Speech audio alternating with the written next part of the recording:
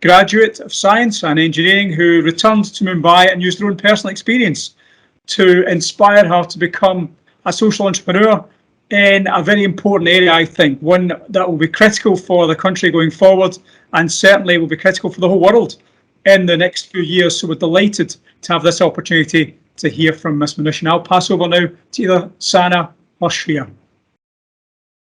Hi, good evening, everyone. Thank you so much for joining us today in the Leadership Series. We have with us a very special speaker today, Ms. Monisha Narke. She is the founder and CEO of RUR Green Life. She's a passionate environmentalist who is working in providing innovative solutions to maximize recycling of waste to a resource. She's founded a social environment enterprise, RUR Green Life, which stands for RUR, Are You Reducing, Reusing, Recycling, with a vision to create eco-conscious citizens. She has designed an innovative aerobic biocomposter, which has an Indian patent and Green Post certified by the Indian Green Building Council. The technology has won Bronze Excellence Award on the international platform by SWANA, Solid Waste Association of North America. With over 100 decentralized waste management projects across India, RUR recycles 500 tons of biodegradable waste into compost annually. She's a social entrepreneur with a grand vision, and with all the Earth Day fervor that we all have, this is probably one of the most important talks that we should hear today about changing our own lifestyles in many ways to care for the environment. RUR Prior to RUR, Ms. Narke was a technologist at Clanzades involved in aseptic processing equipment for pharma biotech. RUR flagships programs Go Green with Tetra Pak is a collaborative initiative to recycle Tetra Pak cartons into retail, and it was recognized by the Limca Book of Records.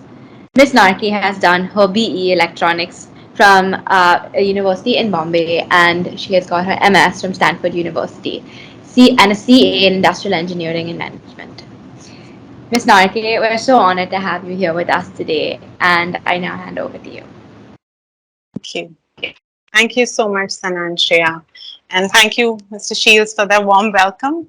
And thank you to all the participants here for coming together for us to do something greener for the earth together. So looking forward to being here today. Yeah. So I'll request Shreya to share the slide deck and we'll get started. So let's make it a little interactive as well. So I'd request all of you all here. I would love to be with you at school, but maybe next time. But while we're here, we'll have it a little interactive, and then we'll keep the question answers in the end. Just food for thought questions is what we'll float right now. And if you can share your answers in the chat box, that'll be great. So I can context and set the stage from there. So while we're getting started, I'd like to share that let's just all quickly close our eyes for a couple of seconds. And maybe if you can think of two sides. One side that just look at the environment around you, and one point of the environment that you really love and you wish to see more of, and one point of the environment that you really don't like and you wish that you could do something about it or you could reduce it. So if you can give me two sides of the environment around you, maybe if you can share in the chat box, and let's see what you like more, and maybe the session can then help us reach to what you want more and work on what you don't want as well. So anybody, have you thought of anything that you can share?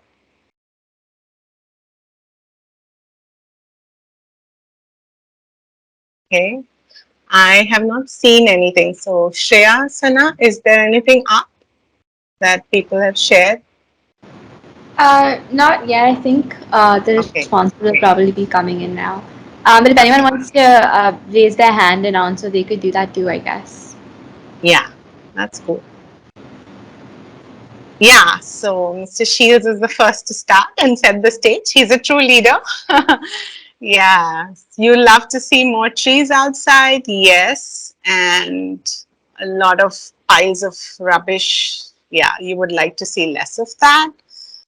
Yeah, resonating with trees. Vasundhara has said that, definitely.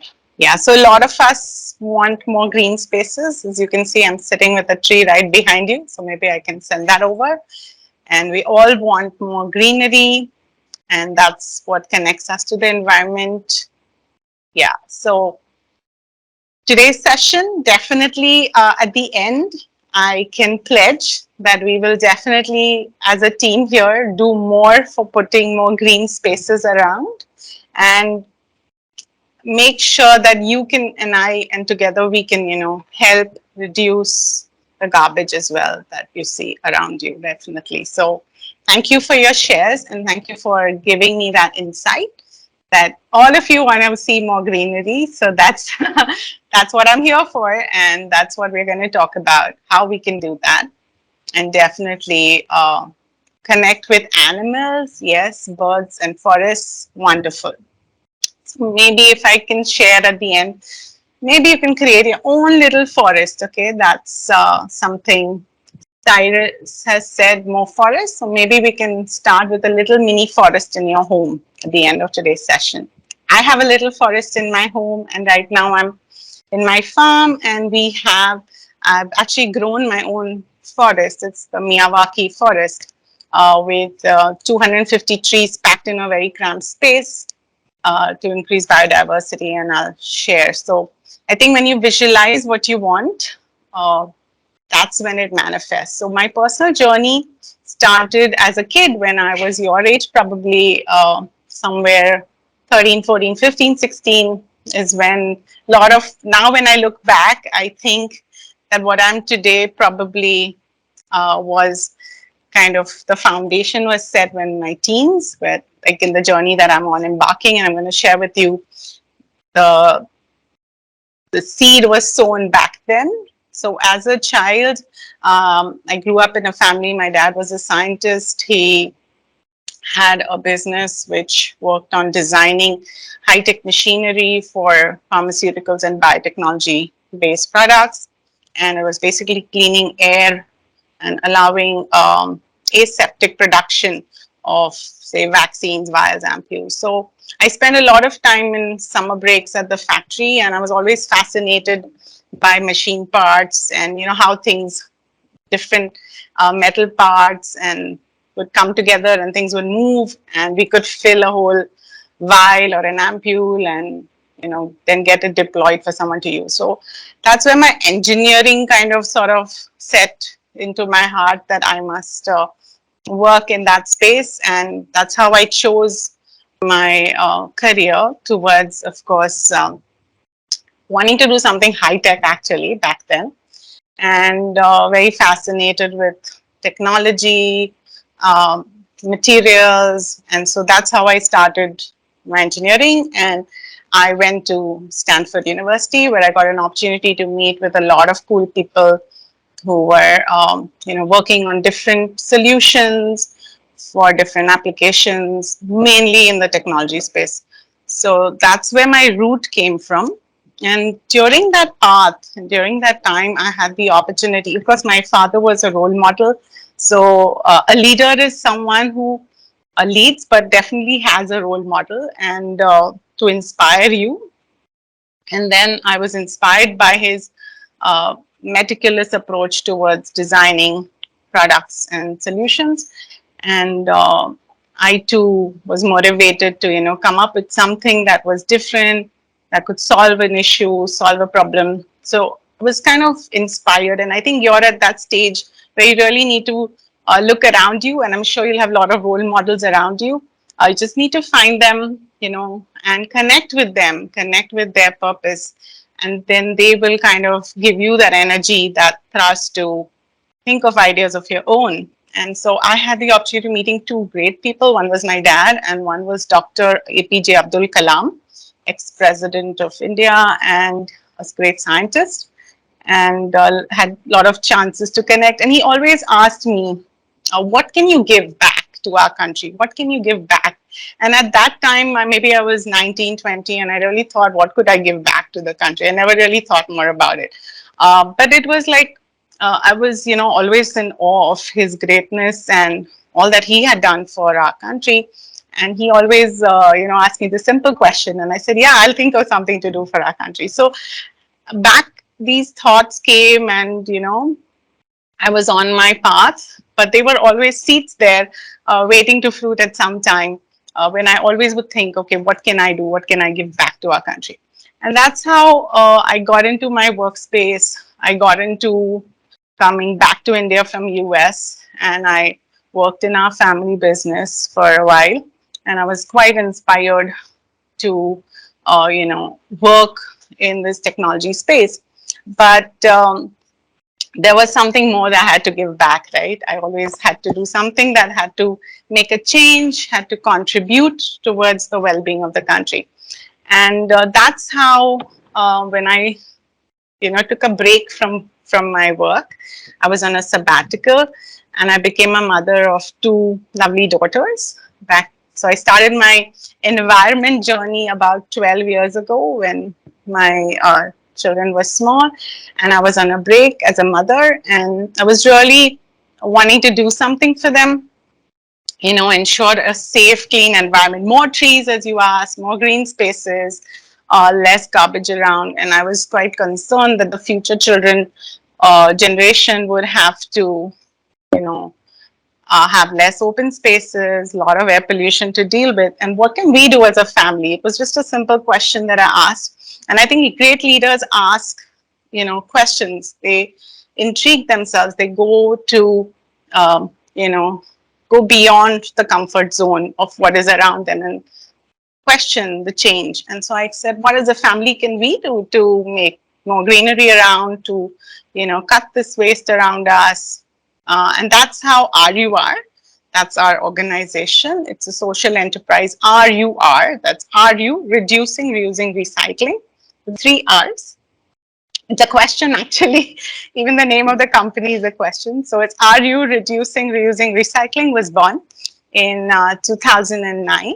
And we were just a volunteer group. I was trying to make our own home green, and learned a lot of things about, what waste we generate, what is our ecological footprint, did a lot of studies, experiments, did waste audits at home, try to walk the waste. And that's how RUR was born, as just an effort to create eco-consciousness among people. So next slide, please. And I was, at that point in time, spent a lot of time, by then I had spent a lot of time in the environment. So I had a farm also, that we had got a small plot of land, and was quite connected with nature. So my question to you is, what is biodiversity? If you can share in the chat box, what does biodiversity mean to you? It's something very, it's the foundation of what we also want to address today, the Earth Day, the conversation we're having about what we can do for our planet. So biodiversity, if anybody wants to share your thought or definition or idea about biodiversity, you may share it in the chat box. Any thoughts? So I'm sure all of you have seen a spider around in on your wall. Yes. Sudarshan has said variety of life. Very nice. Yes, variety. There are lots and lots of species around us, and they add up to this whole environment that we have. And that's what we need to be connected to. And I was very connected to all kinds of plant life, animal life around us. And that brought me closer to working for the environment, brought me closer to the earth. So one of the things that I would like to share as a pro tip to leadership is that you immerse yourself in what you do. So if you love the environment, you want to work on the environment, you spend more time, or you engage more with the biodiverse species around. You want to make sure there's more kind of places for birds, bees, flowers, monkeys, birds to thrive around you. And you love everybody. Even if in our farm we have lots of snakes, and they're also part of the ecosystem, and they do their job. And the prey-predator concept, where even the predator has a role to play, the prey has a role to play, and you kind of connect. That's the organic movement. That's the movement I'm part of, where we respect and love everything that is in nature equally, right? So a lot of nice shares about different animals. Yeah, so we are part. The real answer is that you and I, and somebody said this, Ayana, yeah, Ayana, you get the clap from me. Perfect. She said animals, humans, and plants, all of us species. Yeah, that's cute heart. Thank you, Fayana. So lovely share that we are part of the ecosystem. So if you look at the circle on the left, where man is in the center and all the species are around, that causes the problem. That's the inequality, and that's where today we are dealing with climate change, global warming, and all those issues that are burning, and the next generation and our generation will have to cope with over time. And therefore, if we become part of the ecosystem as equal, where we respect each and every species, that's when we can connect with Earth, and that's when we can really celebrate Earth Day together. So I'm sure all of you have seen cobwebs and spiders in your house crawling on the wall.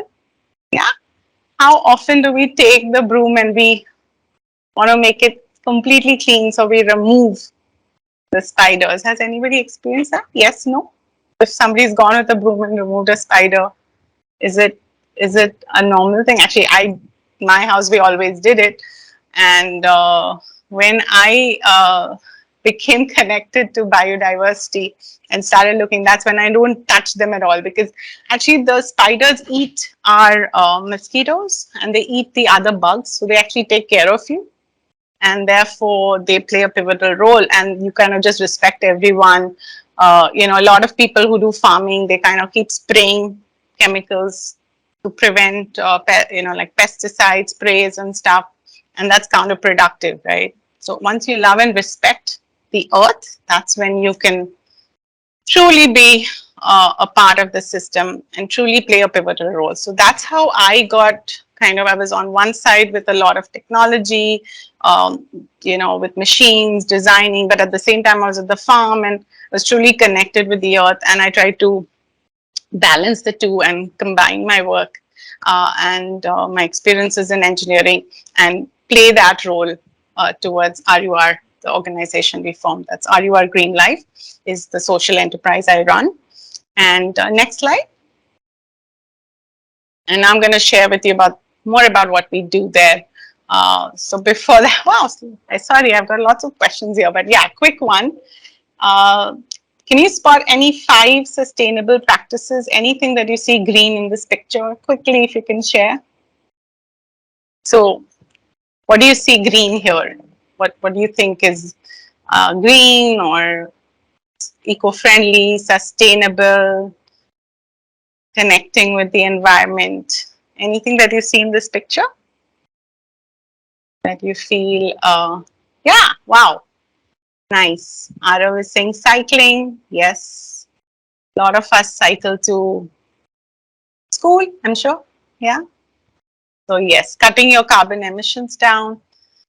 Yes, as Mr. Shield says, there's a lot of trees in this picture, right? So wish you had a lot more trees around you like this. And yeah, somebody's doing yoga. And yeah, so this is kind of like, and if you see, there are lots of big windows, so it allows a lot of natural light to come in. So if you want to become a sustainable person, it's just, you can just start with your own home. You can just do things around there, and you can be a part of making a change towards sustainable living, right? So if you remove all the curtains and open up the light, allow it to come, spend more time outside than inside, like people on the terrace, people are, in the window.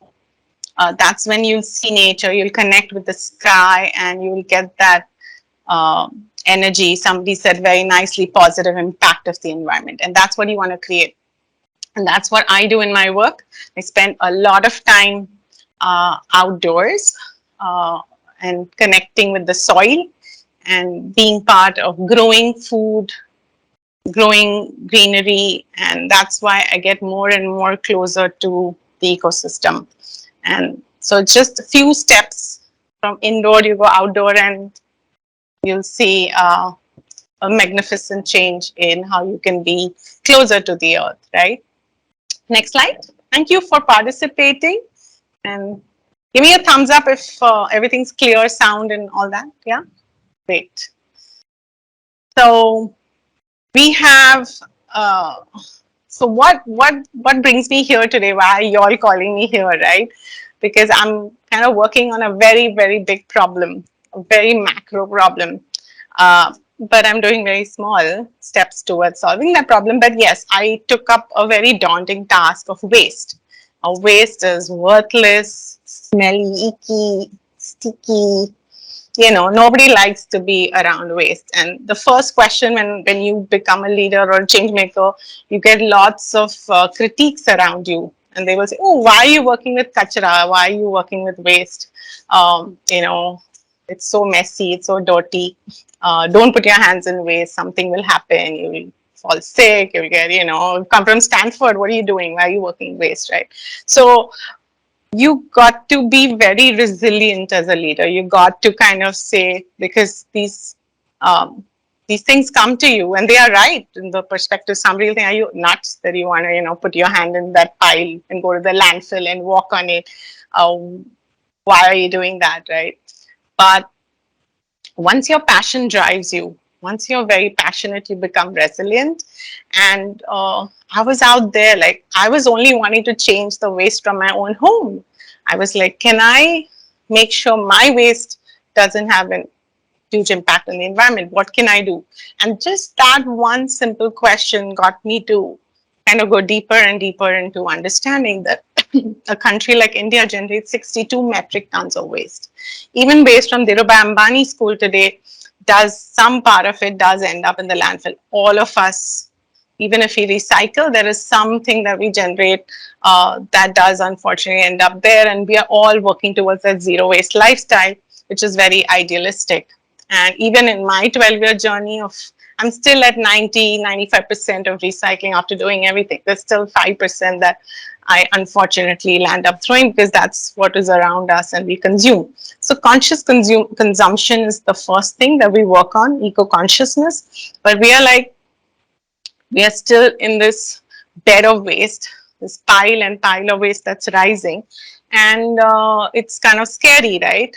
That with all the systems, technology and solution, we still dump our waste. And the numbers are startling. Even a city like Mumbai, 8 metric tons of waste daily goes to DAIS, which is Asia's largest landfill. It's probably 10 to 15 kilometers from your school, not very far.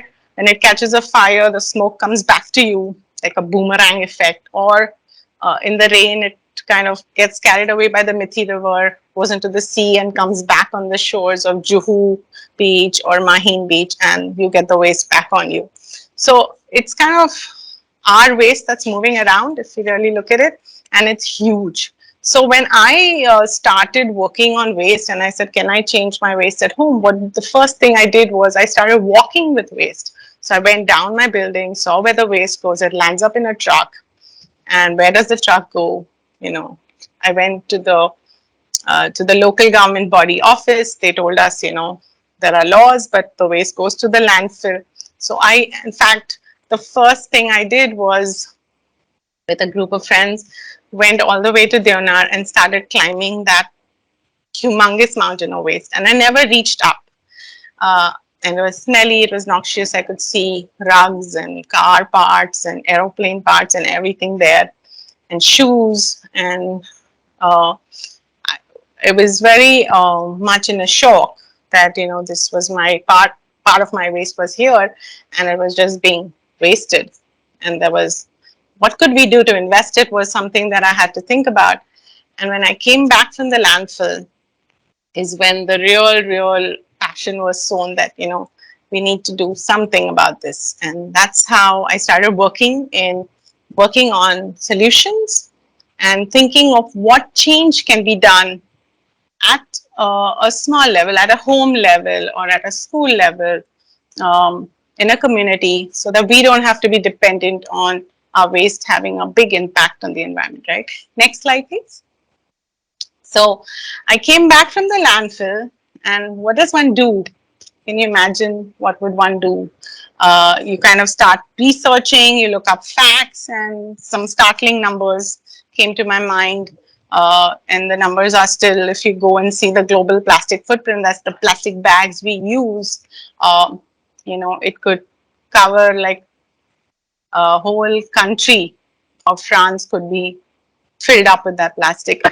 We have so much plastic that we use in minutes, and you know, each of us, even if we make conscious efforts not to, there is some plastic that footprint that's around us. If you just look around you and you do a quick audit without getting up from your chair, I'm sure you'll be able to list 5 plastic things around you. Is it right? Is there 5 plastic things around you?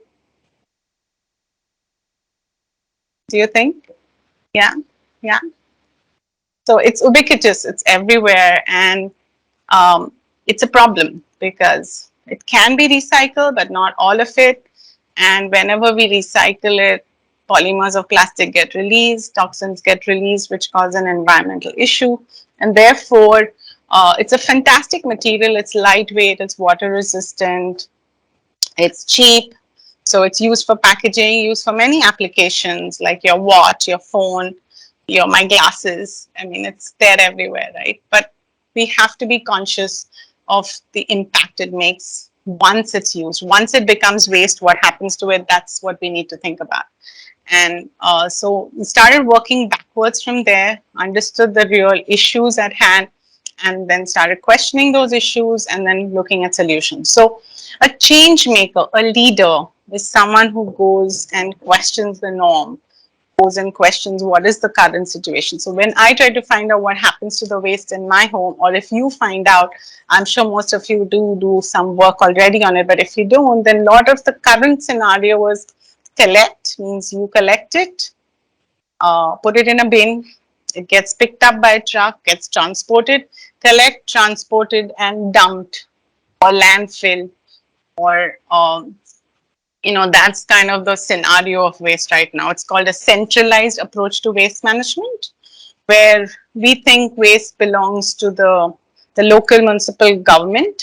They have to take our waste and they have to do something about it. We are paying the tax, and it needs to be taken care of, right?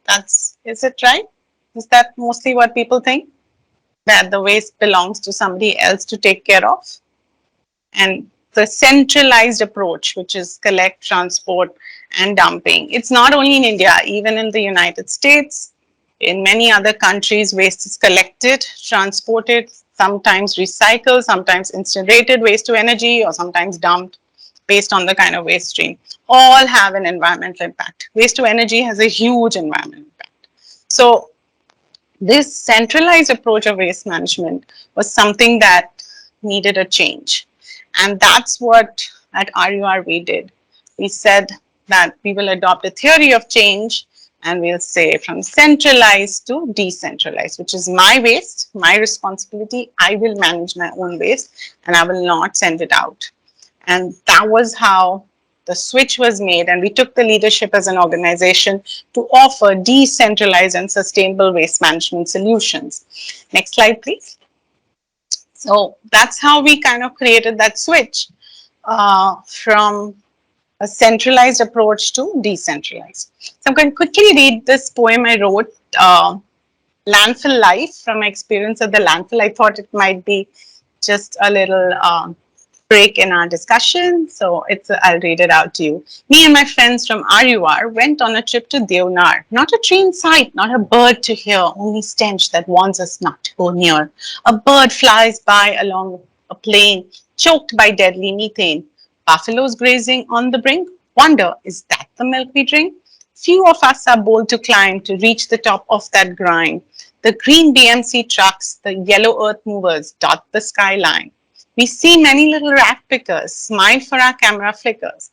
From plastic packets to shoe soles, pinches to see our earth's decaying soul.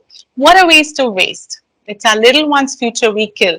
Why can't we live without a landfill? So this actually I wrote back in 2009, and we are into 2022 right now.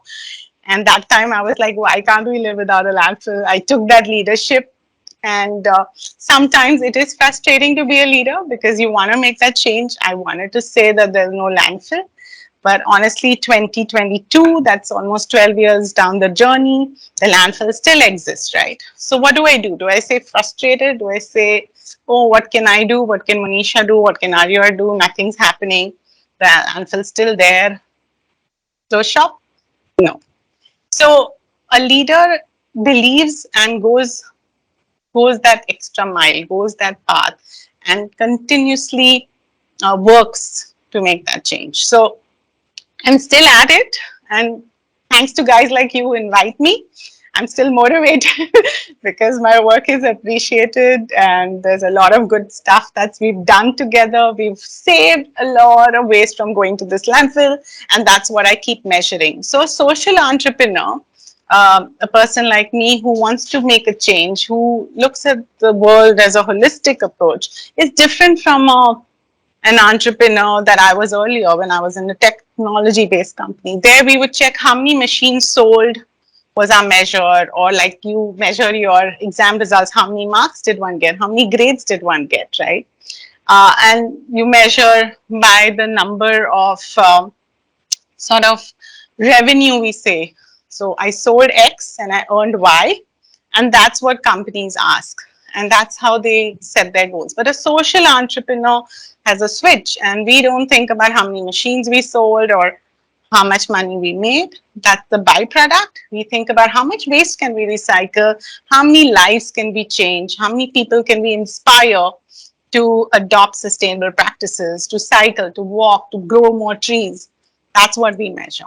So our impact or our outcome of the work is more sort of intangible, if I may to say, more holistic, and profits come, right? So it's first people, planet, and then profit. And I would like to say that social businesses also do make money. So that's how you can sustain, right? If you don't earn enough, you can't sustain. It's like a tool. But the idea is that you think beyond the measures that are commonly around you, and you set your goals much higher. So every time, even 100 grams of waste, when somebody says they recycle, one of our customers, and even Mr. Shields has promised to become one of our customers in the beginning of today's session. So when he starts composting in Mumbai, and he every kilogram of waste he starts, then that will be my reward. That will be how Arya will measure our success. So it's from every gram of waste that we save from going to the landfill is our measure of success. And I'm happy to share that we save about 700 metric tons of waste annually for year on year through our projects, which I'll share about with you, from going to the landfill. So small work, but good work, yeah? Next slide, please. So our solution to this issue was and is three-pronged: education, sensitization, and education. That's very key for our work.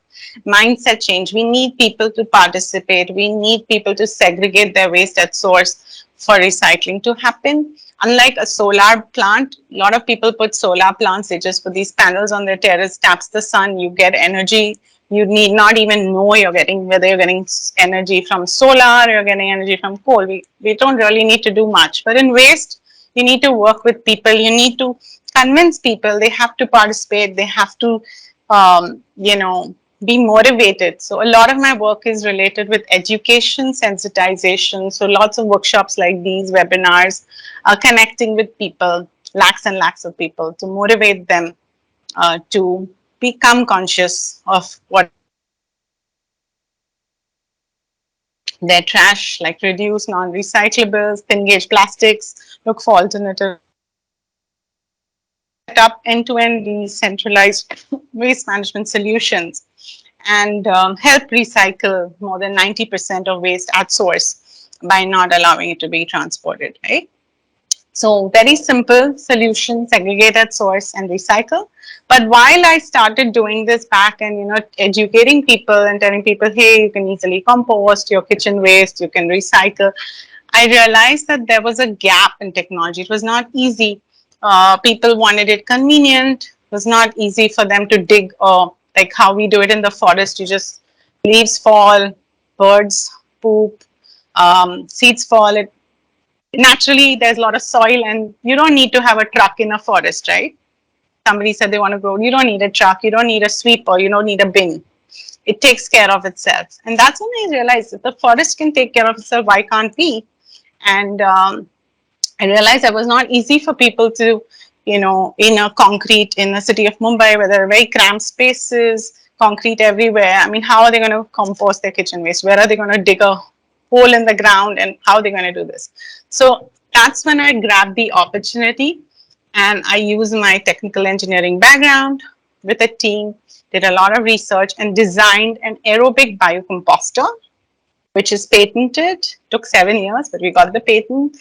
And we have about 300 odd projects that we run with this machine across India. We sell it on Amazon, so you can check it out. As a home user, you can buy it off Amazon. So that way we could use e-commerce, the marketing side, and design side, and develop a solution to handle at least 70% of our waste is biodegradable. The food we eat, so tea leaves, eggshells, meat, fish bones, can be composted, must be composted, and we have a machine to do that. So that's what we designed. Next slide, please. And our aerobic biocomposter is also Green Pro certified. So we have a certificate that kind of rates the product. So if you're looking for a green building certification, you get points if you use aerobic composter. So I believe that even a social enterprise needs to think beyond, adopt all the best practices of industry, like certification, patenting, ensuring high quality standards, aesthetics, appeal, and that's what we try to do with our biocomposter as well. And that's our theory of change. Let us have less trucks on the road carrying our waste, and let's just take our own waste and manage it. So there was a switch, and we are able to do it in many projects right now, where a lot of the waste gets managed at source, doesn't need to hop onto a truck, saving carbon emissions, methane emissions, and all the waste gets compacted. So basically there's a volume reduction. And honestly, I started working on waste management, but if people ask me today, what do you do? I say I work on food security, right? Because there's something beyond waste that we work. We make sure the soil gets remediated. Somebody talked about air pollution, land pollution. That's a huge issue. We don't have good soil left anymore. There's nothing organic. So when you compost, you remediate soil, you put your fertilizer, your natural fertilizer back into soil. You can grow food and therefore protect food for the future generations. So see, we started with solving the problem of waste, but when you take leadership, you actually can do, it has a ripple effect, and you start solving many more problems if you successfully do one. So now not only are we solving the waste issue, but we're ensuring food can be grown organically, safely, and we are ensuring that the soil is remediated and the toxins are reduced. So a lot of side effects that are coming out from the work we do, which is very gratifying, which gives you a lot of happiness and peace that you're doing something that is beyond what you really set out to do, right? That's very gratifying. So a leader will actually take a multi-dimensional approach in your work. You'll think of many ways to tackle a situation and look at more outcome. Try to get more out of what you can do, right? That's the key. That makes it more successful, more sustainable. Next slide, please. So we'll just quickly scroll and try to wrap up, and then we can have some questions another 5 minutes. So that's our vision and our mission, as we already discussed. Next slide, please. So having a vision is very, very important, and I would strongly recommend at least the older kids to, I did this when I was probably 19. I wrote my vision in positive present tense, different aspects, right? So physical, how you want to be, adventure. So I said I want to skydive, I want to do a lot of adventurous sports, trek, and many such things. That I would have 2 dogs, I would have a farm, 2 kids. All this back was written down, and I'm so happy to share that in a 20-year span, all those vision lists is striked off. Now I'm writing my next vision. So writing a vision gives you direction. It reinforces what you want to do. Very, very good practice to, you know, to give self-motivate you in your work you do or in what you want to become. So I would highly recommend a vision exercise to be done, and write it down in positive present and read it regularly, like once a quarter or something, so you stay connected, or paste it on the wall, and definitely it'll happen. That's the secret. Okay, so give it a shot. And so that's what we tell people, segregate. So if you can tell me in the chat box, do you all segregate your waste? Yes, no, or a thumbs up. Everybody segregates at least in 3 different bins at home. So organic waste, recyclable waste, and reject or hazardous waste. Yeah, great. So that's your first step. Yeah, nice. Arishka is given a big yes. Super. So good. So once you do that, then you can easily find the right recycling solutions, right? So you can write to us or to help you, or you can explore and learn, but all your waste can be recycled, and you should find right and safe recycling. That's very important. Next slide, please. I heard you did a lot of stuff with paper recycling in your school. That's very good. Paper can be recycled up to 17 times, and a lot more paper gets made. So it's a great initiative. And so plastic also gets converted to pellets and can be recycled up to 7 times. That's why you need to use less of it. And because after a while it becomes that black garbage bag, and then you don't know what to do with it, because it can only be kind of used in a cement kiln or used back to make diesel. So it's not cradle to cradle. Our approach is cradle to cradle, is circular economy, like food. You eat it, you compost it, you grow food again. It should go round and round. If it's cradle to cradle, then it is sustainable. If it's cradle to grave, which means at some point, even after recycling, it will be dumped, then that's really not a sustainable solution. So you want to look in your consumption for a cradle to cradle approach. And that's what we did. We offer a whole holistic solution. We do waste audits. We check what waste is generated. Then we segregate it. We teach people. We compost. We grow gardens. We recycle. And we make that community greener holistically, right? Next slide, please. That's the solution we offer in a whole MCASE. We have a lot of products. So as a social enterprise or as an organization, it's better to have multiple products so that, and solutions, so that one doesn't work, the other works. So we do a lot more than just composting. We do dry waste recycling. We work with corporates for environment education programs. We work on corporate social responsibility. So company wants to do something good for the environment. They work with us and we offer a solution to, say, a needy school. So we donate school desks. We, donate composters, and that's how we work on multiple solutions. Next slide, please.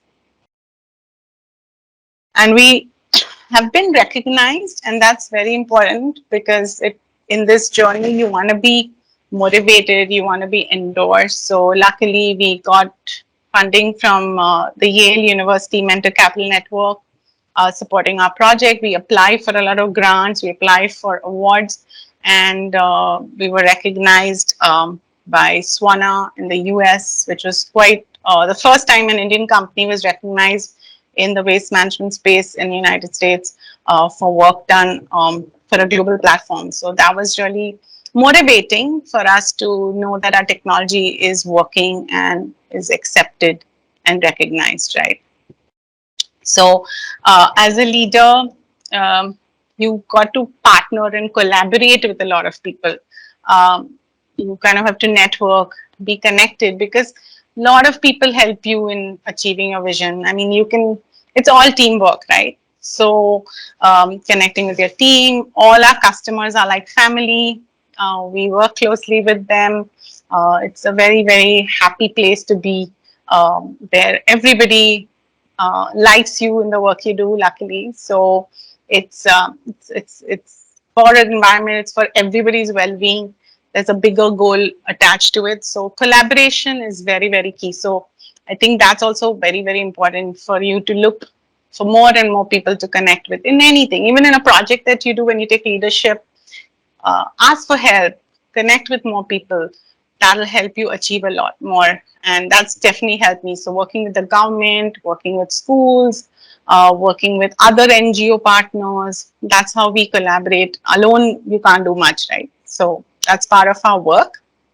Next slide, please. Yeah, those. So it's very simple, right? Also, a solution that you offer should be very easy for anyone to do. So we have our solution in schools where primary kids, do composting, as well as senior citizens in buildings go down and they take leadership in their building and they help with the composting project. So it's very easy to rotate the gear-based system. We have smart air vents. So where aeration is allowed, we have an easy mechanism to control the water coming out, easy to turn due to the gear system, very lightweight, portable, even it's just 15 kilos, a small system. So the design must be very user-friendly, eco-friendly, of course. And so we don't use power, as you can see, it's a mechanical system, because I was like, we're handling waste and there are lots of machines which are powered, right? And they power guzzlers to kind of shed your waste and burn it and do all kinds of things when you don't need to. So as a sustainable leader or a sustainable designer, you would think of all aspects. You don't want to create an energy problem when you're handling waste. So you look at it holistically and you design something that is completely eco-friendly at all ways and very user-friendly. So that's about our design, and it's working well. It has its bugs. We've gone through many iterations of evolving the design from based on customer feedback, and we're still fine-tuning, getting more capacity, different combinations. That's part of the learning, and it's fun. Every time there's a challenge, every time we get a feedback, it's more exciting. You put your heart and soul and you come up with a solution, right? So that's also been, the challenges make the journey more exciting and interesting for one to be involved. Otherwise it would get pretty boring if there was no hurdles or stumbles in the way, right? You just had to run the race. I mean, every time your speed would increase, but every time you got to cross a hurdle, you've got to be, your muscles need to be stronger. And that's how we've taken our journey, leaping step by step, right? Next slide, please. It's a slow sprint. It's been a slow journey, I must say that.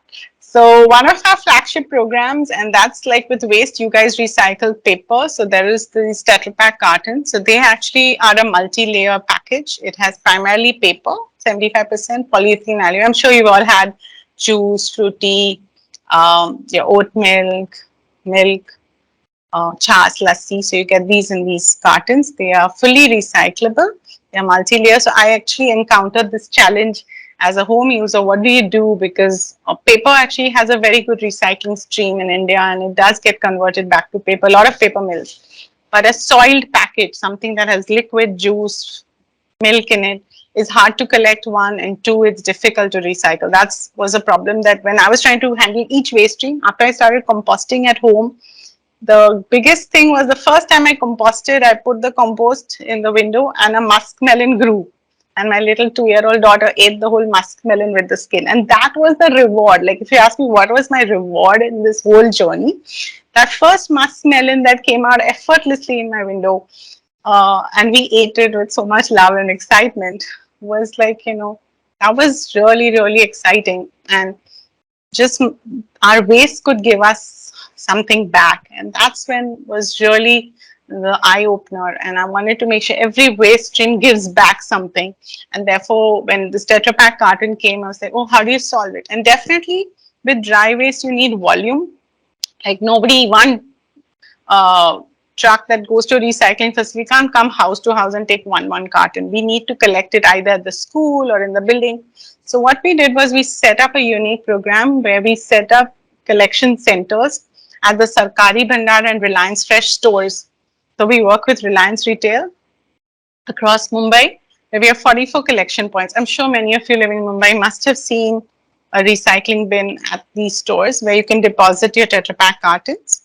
And we take those, we convert them into sheets, and we make school desks. So we run this program, Cartons to Classroom, where cartons contributed by the people living in Mumbai, we make desks and we donate it to needy children. So I have here a little pen stand, which is, I hope you can see it, but this is made from, see the colors here, it's just waste that is pulped and made into a sheet, like a very solid, hard sheet, right? So with this sheet, you can make a table, a desk, furniture, as you can see. Next slide, please. So we take these cartons. We've collected over 9 million cartons in the last decade, cut clean, flattened. People deposited. You can literally, stack them up and bring them for recycling. You can deposit any recycling center close to your house, and we get it collected. It's shredded. It's pulped, like a chutney is made out of it. Then it's flattened into sheets, and then under high pressure temperatures, pulped and compacted. And these sheets are made, and then we convert it into school desks, garden benches, all kinds of furniture, small products like these that are easy to use. So 100% recycling of the cartons and bringing it back into the community. So we not only help the environment, but also provide education through the desks to needy children. So if you check our website, you'll see a lot more pictures and a lot of action that we've done in terms of the Tetra Pak carton recycling program in Mumbai. This is one of the other services we offer in terms of dry waste recycling. Next slide, please.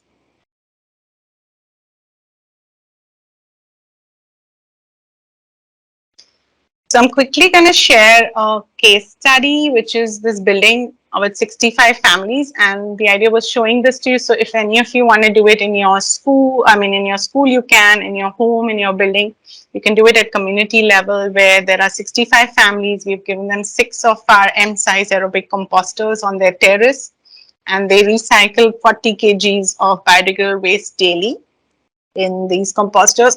They make compost, and then that compost is used to grow a kitchen garden on their terrace. They have a 7-bin recycling system where they collect paper, plastic, metal, e-waste, Tetra Pak cartons in their building, so people can deposit all that, and it goes for safe recycling. So just one building of 65 families has saved tons of waste. They're doing this for the last 4 years, tons of waste from going to the landfill. So one successful green project. Imagine if every building in Mumbai did it, then we would really have a big saving, right, of waste going to the landfill. So this is a success story. You're welcome to come and see it. It's in Mahim. And right on the terrace, space that's not used, we've tapped the sun and that space, and we are managing more than 60 to 70% of their waste at source, and the rest of the waste we channelize for safe recycling. So over 95% of their waste gets recycled. Before that, they used to dump all their waste. So now it's a huge saving. Just 65 families coming together would do it. Next slide, please. So this is how they have composted a large quantum of waste, and every time you compost, you save carbon because you're not transporting that waste. Approximately 80-90 kgs of carbon dioxide has been mitigated. That's how we measure. These are some of our measures of measuring the success of the projects that we do. How many kgs of compost produced, how many kg of waste recycled, how much CO2 saved, and how many people sensitized, right? Next slide, please. So Mothership Pearls is our project, and we've been able to create a food forest. So would you like to create a food forest in your community? Yes, maybe, no? So those are some pictures of the terrace garden in my building. We've grown all kinds of vegetables, bottle gourd, ridge gourd, mint, chili, tomatoes. This is right in the heart of Mumbai. If I look from my terrace, I could probably even see your school because it's in Mahim, and I can see up to BKC. So not very far from you. And we grow all kinds of vegetables, and we share that produce with the rest of the community in the building. So see, this is circular economy. What we eat, we segregate, we collect into bins, we put it for composting, we generate the compost, then we grow our vegetables, and then again we compost. And this is what is cradle to cradle. Wonderful. Cyrus also has a lot of plants on his terrace, so you can grow more edibles now and allow more diversity, flowers, edibles, medicinals. bring in all the species so then we can generate more biodiversity. Those are my two young daughters, and now they've grown up. They're teenagers just like you all. So they used to actively participate in the work I do growing up, spending a lot of time composting, gardening, recycling. So whenever you start something, you bring everybody with you. Take your family, friends, neighbors, create your own army, and then you will, get more joy. So if you work in isolation, then, it gets tougher and tougher. So whatever you do, bring everybody together is another pro tip for leadership. Just share and spread the work you do, and everybody will come with you along, right? So you could definitely think of a changing situation and just jump into it, and everybody can be a leader. That's what is my share. Next slide, please. I'll wrap up very quickly. I think the last few this is just the typical teenage example. I do love Starbucks. I'm sure you all do. But every time you go, you make that conscious choice of taking that reusable cup. And that's one of the things we can do for environment. Make a classic choice. Make a choice for change. Every time you consume something, think twice before you throw, right? So every time you're consuming, you think about it, and you can be one with the earth. Just simple switches. So I'm going to leave you with 4 hacks. Next slide, please, that you can take from today's session. And then, sustainably starts with you and me, and together we can do this. Next slide, please. We can just scroll through. This is just, if you can go back to sustainable leaders, I just want to share that leadership. And I've added sustainable leadership to your series. So maybe a sustainable leader would take my waste, my responsibility, my earth, my responsibility, take it on you, rather than put it on somebody else. Innovate, innovate, innovate, because you need to create change through innovation. Think circular, think that bringing it back in the system, zero waste. Think about people, planet, profit, and obviously align with the world goals. So there are UN social development goals right now. There's 17 goals in so you want to be part of the mission that the world is engaged with, and therefore, it's always good to, in whichever stream, look at what other policy makers are doing. What is the world? Which race are we going together on, and just join hands with that, right? So that things can go faster. Next slide, please. So 4 hacks that you can do is segregate at source, which most of you are doing. Start collecting your empty Tetra Pak cartons. You can do it at your school as well. We can give you a bin and you can start collecting cartons there. Start composting either in your home or with your building or in your school, and switch to greener options wherever you can, so that you have a minimal ecological impact. Next. So I'm going to leave you with a few contact points of ours. This is the overall impact we've already shared, but the waste that we've recycled and composted to date. Next slide, please. Yeah, we can just go faster, Shreya, on the next two. Yeah. So these are some impact numbers. And this is just the happy place I'm in. Today I'm talking to you from our farm. I have my factory here and I work out of Bombay as well. But we have built a mud house. It's a fully sustainable house made from mud, the mud that's in the land. And we grow almost 50 to 60% of the food our family eats, we grow. And bananas, mangoes, coconuts, all the vegetables. We also grow rice and many things. So one thing that that the work that you do, you become part of, right? So I tell everybody you should compost, you should grow greens, you should have trees. And that's my vision and mission for everybody. Then I should be the role model, right? So practice what you preach, and it's always beautiful that way. So you're also welcome to visit our farm and see what we grow and the forest that we have here. So thank you so much for your time, and thank you for patiently participating in this session, and I'd be happy to take any questions that you may have. Share, if you can just leave the next slide on, so that if anybody wants to reach out to us, they would have the coordinates. Yeah, it's, I think, one more after this. Yes.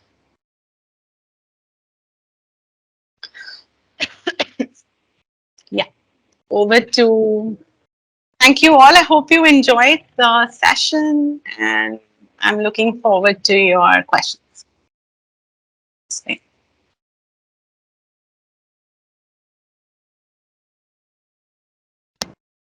Thank you, Ayana. That's really motivating.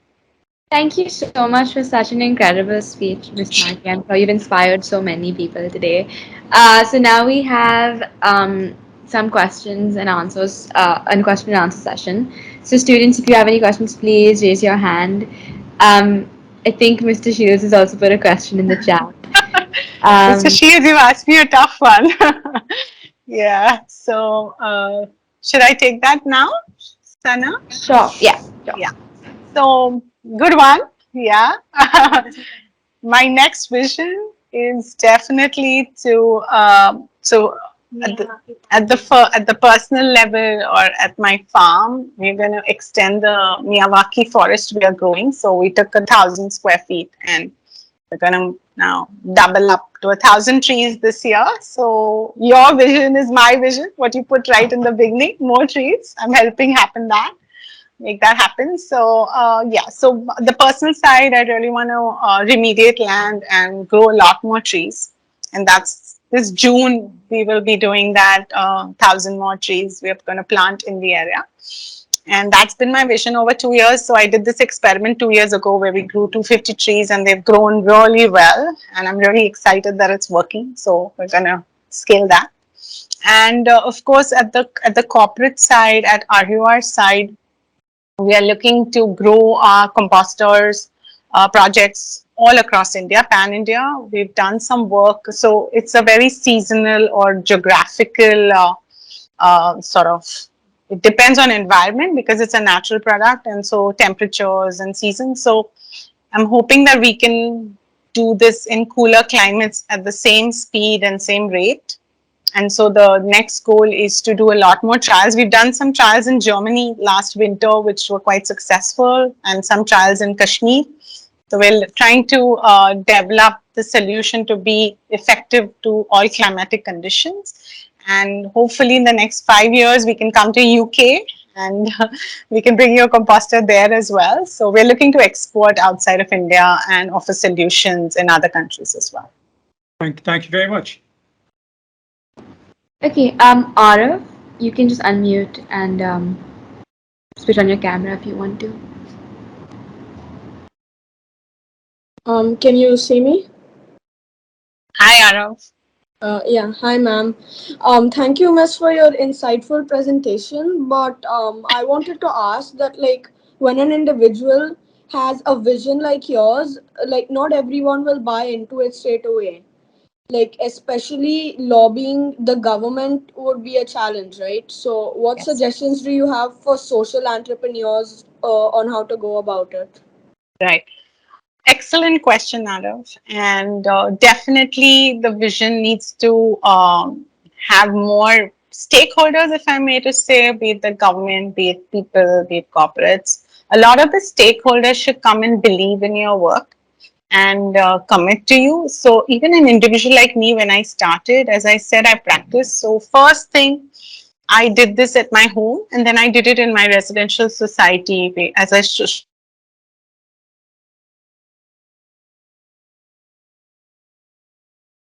are running for 6 months because they were not giving me space. But you stand up tall, and I think that works. And then you kind of have to prove yourself, right? So I'm so happy to share that the government, the local government body, come to our building and they are a role model, and they show others they give us certificates, awards. So I think it's rather than going and lobbying and just putting an idea out there or giving a concept doesn't really help. You got to kind of show, like collect data, analyze it, prove it. So I didn't first thing go to a government body and say, hey, I want to change the way waste works.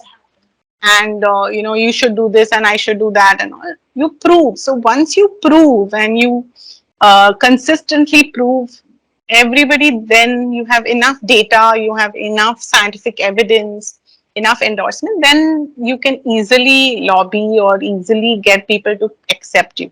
So show by example is one of the tips to get the government to pass it. Also one important thing, in spite of this, you know, we've been trying to work with the government and they are slow because they're handling a lot of issues, right? I mean, there are I don't know how many billion people are there in our country, and there are a lot of stuff happening. So I work a lot more with private sector, so which is easy to manage. So that's companies, and they support us, they fund us. So when, as a social entrepreneur, you have to have a diverse stakeholder network. So individuals, corporate, schools, you know, government, everybody you should not just be dependent on one stakeholder to support you, because then you'll be stuck. I hope I answered that question. Arav? Yes, miss. Thank you. Good one. Tiana? Hi, Miss. Hi, Tiana. Hello, my name is Tiana, and I just had a question about the presentation you gave. So, as a like in this generation, there are many like ideas that come onto people's minds right now to make a difference on the earth. As there are many programs that we come into, like Round Square, that give us many ideas. So, what do you think that we should embark on, and what are the ideas that we should take on and expand on and start with? And what do you think is the first step to start something big, how you have done? Thank you for saying that you've done something big. That's exciting. But yeah, so actually there's a lot to do, and I think every idea is great provided that it's sustainable. So you know, air, water, land, lots of pollution is there, or climate change, lots of issues. I think everything has a role to play, as I said, and it's never isolated. Like, I work with waste, but at the same time we're doing 100 other things. We're saving water, you know, by remediating land, growing trees, a lot of ripple effects. So your idea will not address only one sort of aspect or problem. It's going to have a ripple effect. I mean, you'll focus on one, like we focus on waste, but it's definitely going to have a ripple effect. So it's all connected. You see, we are all connected: land, water, air, everything. So even if you say work, say suppose you make an EV cycle or something like that, which will help transfer. All of us will be on you know, energy less transport, for example. Then that'll help the air. That'll even take care of healthcare. People will be, you know, more healthier. So any idea is good, and it's a good place to start. You know, if you, the key is you love that idea. That's the first step. You're passionate. That thing should give you a sleepless night. Like, every time I see waste, even today, like my hair stands up. So I'm like very connected with it, right? So you have to be every idea will succeed provided you believe in it and you want to jump into it. Once you believe in it, just 100% everybody is going to run behind. You'll make your army very soon. So the question is, how much are you connected with that cause? How much are you really wanting to change? If you believe in that, that idea is going to thrive. That step back. I mean, that's my personal experience. I've seen it also with a lot of people. Definitely it works. So take any idea, but make sure you are connected with it. Start experimenting at your own level. You know, don't just like have a dream and just put it on paper. You got to kind of break it down into smaller parts, and you become that solution in some way, and then the idea will thrive. There was another question, right?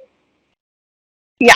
I said that, oh, me. Sorry. What should you do? Yeah, what should we do as our first step? So our first step would be to connect with it, and the second would be to kind of make a small prototype, an experiment, or something that you can test on yourself. So you are part of the solution, whatever that idea you have. And once you kind of get some results, then you can build bigger and offer the bigger solution.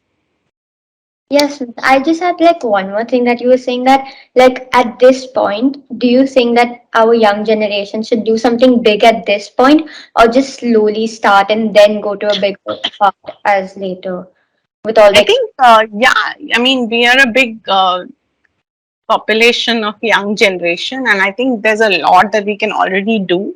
So if you can go and like connect with the soil and just water plants and simple things, you don't have to really think of a big product or something that needs a big investment, but just at your own space, because right now you're studying. And I honestly feel that the foundation of education is very important. So you definitely want to get all the blocks set in. But while you're doing that, each of you can play a huge role in just simple changes you make at school and at home with your friends, with your birthdays, lots of stuff you can do.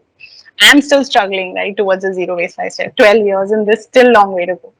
So I'm sure you can also just stay more connected with people who are like in your own school, who are like green champions, form a group, talk about it, make small changes that will have a big impact. Thank you so much, Miss. Thank you, Tiana. Are there any more questions?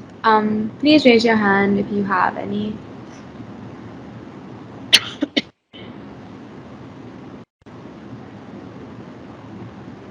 Tiana, do you have any more questions? Oh, sorry, I forgot to lower my.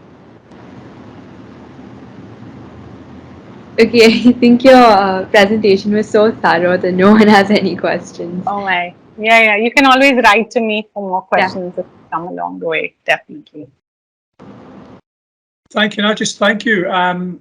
For me, your insights into leadership were truly inspirational. Actually, and I've made a list of at least 6 or 7 things which you said there, which I think have a real resonance with any kind of leadership position. So, on a personal basis, I'd like to thank you. You've given me a lot to think about there, and also thank you on behalf of the school for the insights you've given us today. So, thank you very much, Monisha. I really enjoyed it.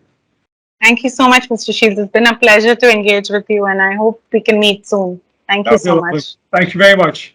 Thank you to Dhirubhai Ambani School for inviting me. Absolutely. And of course to our hosts of the day, Sana and Shreya. Thank you so much for being there with me through the session. Thank you so much. Thank you so much. Thank you. Have your